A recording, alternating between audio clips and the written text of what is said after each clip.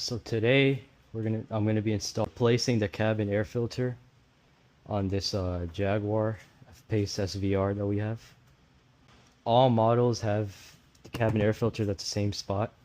You may be wondering, why am I installing a cabin air filter from the hood? Usually it's done from the cabin. So in Jaguar, usually in a car, you like unscrew the glove box, take the tray out, put the cabin filter in, the new one, or take the old one out, put the new one in, screw everything back together, and then you're done. But over here, if you wanted to do it from the interior, you would have to take off all of the trim, all the plastic pieces, and unscrew the whole entire glove box. So this way that I'm going to show you here today, apparently the easier way, so we'll see how easy it is. Basically, all we're going to do, disconnect this. This is the washer fluid hose. We're going to disconnect this. Take off a bunch of these screws that hold this plastic piece off. Well, this we could actually just put to the side right now. And then unscrew a few of these bolts or screws. They're just regular Phillips screws. And then we're going to take this tray will sort of lift up, and somewhere down there is going to be the cabin air filter. And we're just going to wiggle it out, put the new one in, and then we should be done. And then obviously put everything back together. So first thing, it already took me 10 minutes to figure out. So this washer hose is, you're gonna probably assume, just like I did, that you pull down on this and pull it out. But it's sort of it'll be connected like this. There's gonna be one leg over here and one leg over here. So you have to, it's originally probably gonna be like this when you see it. So you have to flip it over, and then there's gonna be one clip over here that you push out and one clip down here that you push out, and then it's just gonna come apart. Okay, so it took me a very long time to figure out these screws right here. So these screws are like very delicate. What I mean by that is that it was this one that I was stuck at. Once I figured this one out, the rest took like 30 seconds. So it's in like this, the clamp, and the screw is on top. So well, it's actually kind of common sense now that I realize what mistake I made. But since it's down with the clamp, when you untighten the screw, if you put pressure on it, all it's going to do is keep loosening up and going down. And if it's going down, it's not going to do anything. So you got to do is you got to grab a tool like this that I'm pointing at right here and sort of pry it underneath. And none of these other screwdrivers worked. So let me actually show you guys what I did. So I actually took this smallest one right here. It's a flat one. And you put this thing underneath the bolt, and then you put this this flat screwdriver in the middle right here, and with very, very little pressure, you loosen it so that it comes up to the top. Once it comes up to the top, you just loosen it, pull it out, and then you grab this and pull the clamp out, and then you're done. So now that that's figured out, all those bolts are out, should be able to sort of just lift this. It's connected over here. Those screws over there, right? Oh, this thing. Forgot about that. That's also something. Almost thought I was done with the screw part, but we got this thing right here too. We just have to...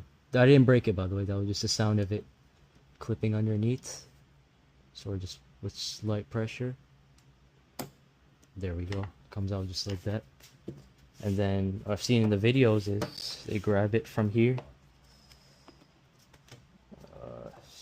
Be careful for the wiper. Don't damage the wiper. You just gotta sort of bring it from here so that just let it sit right there so that's out of your way. what I saw multiple videos do it like this. That's why I'm doing it like this. But you just gotta make sure that the trim over here does not get damaged. Okay, so this is the old filter.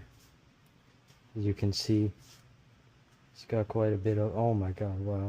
It's like ripped too. It has all of sorts of dust, bugs.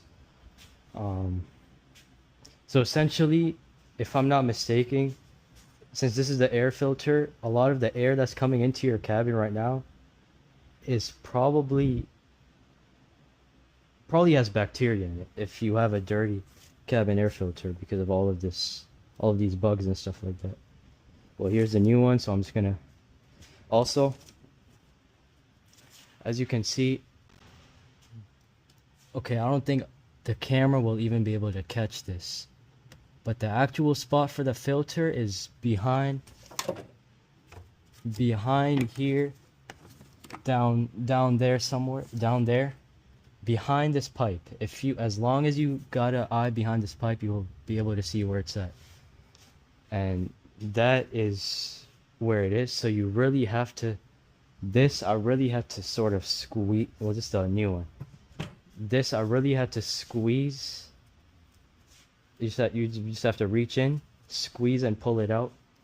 And as you can see, airflow, it says is up. This way is up.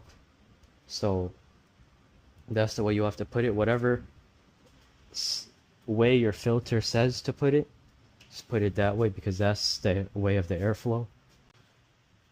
Now there's one more thing right here, which is, just give me 1 second to get this out of the way.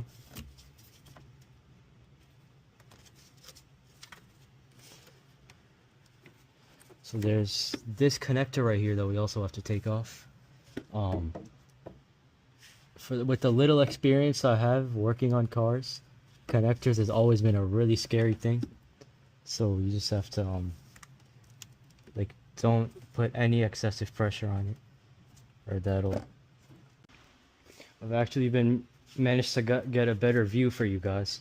So you see that fan right there? I'm not sure if the camera is catching it. You see that fan? The air filter is right on top of that. So like I said in the previous part, you just have to fold it the way it's supposed to go, squeeze it in there, and just let it expand back to normal. And just all you got to do, well, you do have to squeeze it, but make sure it's facing the right way. Here, right here, let me show you guys. The OEM Jaguar one says airflow, shows the airflow arrows up. This one shows it down. However, it's the same exact air filter as the OEM one. So I'm gonna follow what this says because it's the same exact one, so that's how I know it's the right one. But the airflow on some of them may be different. So you just have to make sure you don't do it the wrong way. This says airflow down. So what I'm gonna do is I'm gonna squeeze it. I'm gonna put it in this way, and then I'm just gonna let it sit right like this, and then let's put everything back together, and then we're done. I just realized while I was recording this that the camera I'm using are these glasses. I was looking around at different places, so I hope it caught everything properly. But see, now that filter is right there, it's in, and now it's got to put everything back together, which is, what I told you before, this washer hose right here, the sensor, and then once this piece comes back down, then you just put the screws on. And then actually this washer hose is gonna go last. First you put the sensor back. I took one of these out too, that's held by, as you can see, this right here. I had to take this out too. It was held just right there. Once the sensor goes back, this piece goes back down. You put this back where it was, put all the screws back, and then lastly you're probably just gonna have to put this back where it was to make it look neat. And then I don't think this is really important, but it's on the car, so just gotta make sure that we put it back. Actually, I just found a mistake, a very really bad mistake I was about to make that I saved myself from. This air filter, like as I showed you guys, the OEM one says up. As you can see right there, it says up, but this one says airflow down. So what I was gonna do is I was gonna follow this. But airflow down doesn't make sense because the fan is facing up. So if I put it airflow down, then it would be doing the opposite role, the air filter. So the way it has to go is this. The arrows should be facing up.